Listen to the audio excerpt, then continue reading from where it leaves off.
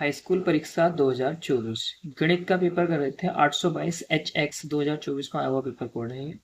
सबसे पहला क्वेश्चन इसमें है, यदि संख्याओं 26 और 156, ये दो संख्या दे रखी हैं 26 और 156, इनका एलसीएम यानी कि लैसे दिया हुआ है 156, तो पूछा है इनका मैसे HCF क्या होगा, ये बताना था क्वेश्चन में। तो आपको इसके लिए एक फॉर्मूला याद रखना पड़ेगा। एक सूत्र है, लैसे गुणा मैसे बराबर पहली संख्या गुणा दूसरी संख्या। लैसे को एलसीएम लिखते हैं, मैसे को HCF। पहली संख्या को हमने ए मान लिया और दूसरी संख्या को बी। कभी कभी एग्जाम में ये एलसीएम और HCF ही लिखा हुआ जाता है हिंदी मीडियम में भी, इसलिए मैंने यहाँ पर एलसीएम और HCF लिखा है। एलसीएम यहाँ पर लैसा होगा और HCF होगा मैसे। अब एलसीएम की जो वैल्यू क्वेश्चन में दे रखी है वो 156 दे रखी है, तो एलसीएम की जगह हमने 156 यहाँ पर रख दिया है। और HCF की वैल्यू फाइंड करनी है। पहली संख्या दे रखी थी 26 26, तो ए की जगह हमने 26 रख दिया, और दूसरी संख्या दे रखी थी 156, तो बी की जगह हमने रख दिया 156। अब जरा सोल्व करते हैं। 156 को पक्षांतर करेंगे तो बटे में 156 आ जाएगा। बाकी 26 और गुणा 156 तो हमने ऊपर से लिख ही लिया है। ठीक है, अब क्या करेंगे, 156 से 156 को रिड्यूस कर देंगे हम, ये कट हो जाएगा 156 से, और 156 दोनों कट जाएंगे। क्या बचेगा आंसर, आंसर में बच जाएगा HCF बराबर 26, यानी कि जो 26 बचा है यही आंसर होगा। ऑप्शन नंबर आप देखो तो बी ऑप्शन में दे रखा है, ऑप्शन नंबर बी इसका सही आंसर हो जाएगा। HCF बराबर HCF बराबर 26, ऑप्शन नंबर बी यहाँ पर सही आंसर होगा। क्वेश्चन नेक्स्ट दे रखा था, देख लेते हैं क्या क्वेश्चन गिवन। दूसरा क्वेश्चन आपको गिवन था, इनमें से कौन सा सह अभाज्य संख्याओं का युग्म है। इनमें से कौन सा सह अभाज्य संख्याओं का युग्म है। देखो सह अभाज्य संख्याएं होती क्या हैं। सह अभाज्य संख्याएं ऐसी संख्याएं होती हैं जिनका HCF यानी कि मैस है कितना होना चाहिए, 1 होना चाहिए, 1। यानी कि ऐसी संख्याएं जिनमें उभयनिष्ठ जो गुणनखंड है वो सिर्फ 1 होना चाहिए। ठीक है, अब जरा चेक करते हैं पहला ऑप्शन। पहले ऑप्शन में है 14 और 35, तो 7 दूनी 14 और 7 पंजे 35। हमने भी कहा था कि केवल एक 1 इसमें गुणनखंड होना चाहिए, लेकिन यहाँ तो 7 दोनों में आ रहा है, तो इसलिए ये आंसर तो नहीं हो सकता। ऑप्शन नंबर बी अगर आप देखिएगा तो 18 और 25, देखो 18 में 2 और 3 है, लेकिन 25 में सिर्फ 5 है, तो उभयनिष्ठ गुणनखंड यहाँ पर सिर्फ 1 बचेगा। इसलिए आंसर इसमें क्या हो जाएगा, ऑप्शन नंबर बी हो जाएगा, 18 और 25। अगर आप तीसरा ऑप्शन भी चेक करना चाहते हैं तो देखिएगा 31 और 93 है, 31 या 93, तो यहाँ पर 31 दोनों में वनिष्ठ हो जाएगा। और ऑप्शन नंबर अगर आपको डी चेक करना है तो डी ऑप्शन में देखिएगा 32 और 62 दोनों सम संख्या है, दो इनमें एक कॉमन फैक्टर हो जाएगा।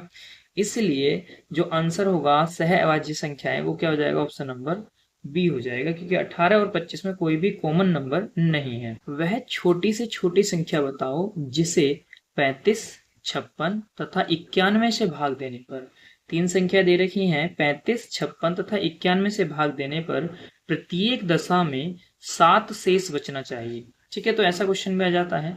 तो सबसे पहले आपको फैक्टर करने होंगे, गुणनखंड करने होंगे। 35 के गुणनखंड कीजिएगा तो 35 के गुणनखंड आ रहे हैं 5 और 5 सत्ते 35, 7 एकम 7, 5,7, इसलिए हमने 35 के गुणनखंड यहाँ पर लिख लिए हैं, 35 बराबर 5 गुणा 7। अब उसके बाद हम गुणनखंड करेंगे दूसरे नंबर के।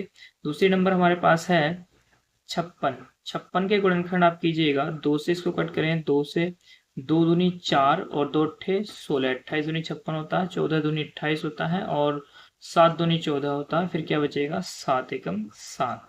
ठीक है, तो इसके गुणनखंड आ जाएंगे 2 गुणा 2 गुणा 2 गुणा 7। तो हमने भी इसके गुणनखंड लिख लिए हैं यहाँ पर। 56 के गुणनखंड आए हैं 2 2 2 और 7। इसी प्रकार से हमें तीसरी नंबर यानी कि 91 के गुणनखंड करने होंगे, और 91 के गुणनखंड होते हैं 13 सत्ते 91, तो 13 और 7 इसके दो गुणनखंड आ जाएंगे। 91 के गुणनखंड हम लिख लेते हैं, तो यहाँ पर हमने 91 के गुणनखंड लिखे हुए हैं 13 गुणा 7 या 7 गुणा 13, तो ये 91 के गुणनखंड आ जाएंगे 7 और 13। अब हमें निकालना है एलसीएम। जरा देखिएगा एलसीएम में क्या करते हैं, जो कॉमन फैक्टर होता है उसको सिर्फ 1 टाइम लिखते हैं, सिंगल टाइम। तो आप देखिएगा 7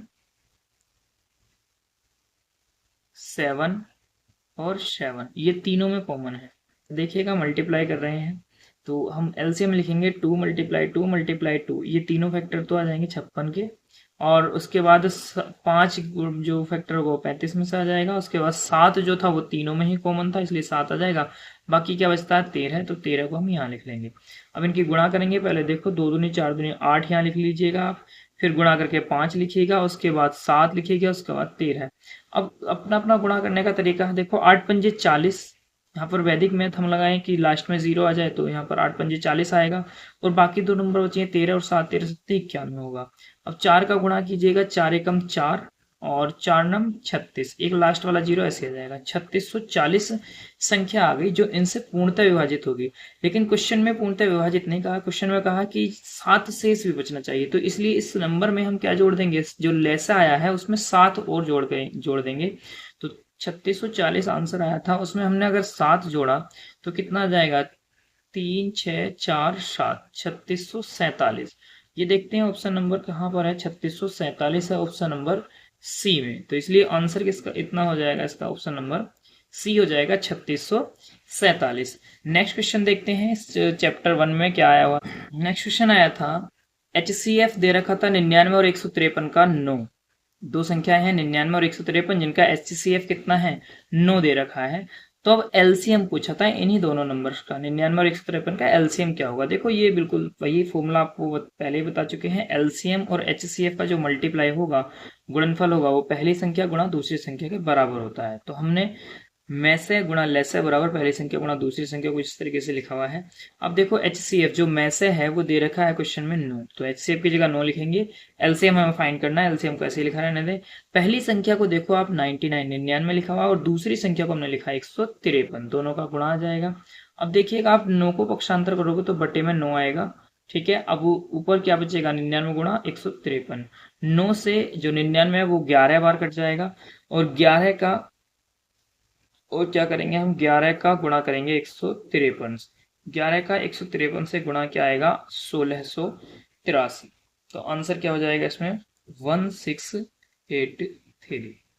ओके, मिलते हैं नेक्स्ट वीडियो में। Till then thank you and have a nice day.